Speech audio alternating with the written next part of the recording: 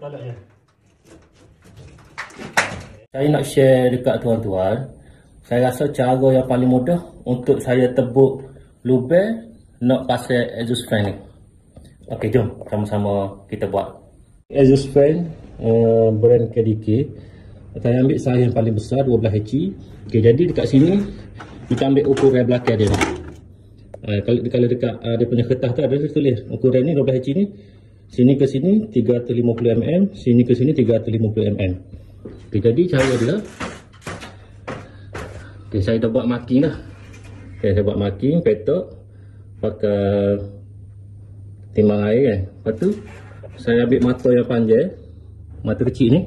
Okay, saya tembus sampai ke sana. Bucu dia ni 1, 2, 3, 4, 5, 6, 7, 8, 9 kita buat. Okay, jadi maknanya kita tembus ke bahagian belakang. Okay, dekat bahagian depan ni kita cana ni. Kita buat petok kan. Jom kita pergi dekat bahagian belakang dia. Ini dekat bahagian belakang. Okay, tadi bila kita tebuk dia kan, tebuk bucu dia. Jadi kita dapat petok persegi. Kita garis pakai timbang air. Lepas tu ukur cukup 350, 350. Okey, lepas tu kita potong pakai cana. So, okey. Yang ni bahagian belakang kita standby tu potong supaya dia tak pecah lah bahagian ni kan. Dia pecah sikit tak apa, nanti kita boleh kemas balik lah. Nanti kita nak biar dia jadi pecah stoker gini. Jom saya tunjuk macam mana cara dia. Ada comel kan pecah stoker. Ambil mata deri yang besar ni. Kalau yang ni saiz dia boleh masuk baik 3 suku lah. Lagi besar lagi molek. Lepas tu tuan-tuan deri je sekeliling dia ni.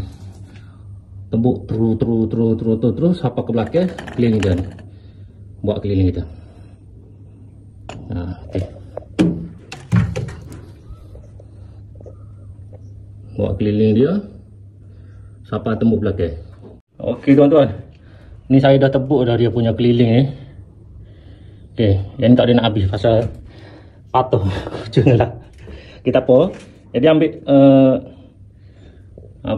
dia punya head mata head besar ni, head keliling dia pula. Pom ni.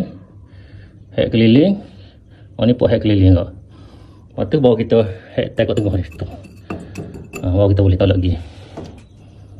Kita dah tebuk keliling ni. Lepas tu kita sekeh mata head besar ni.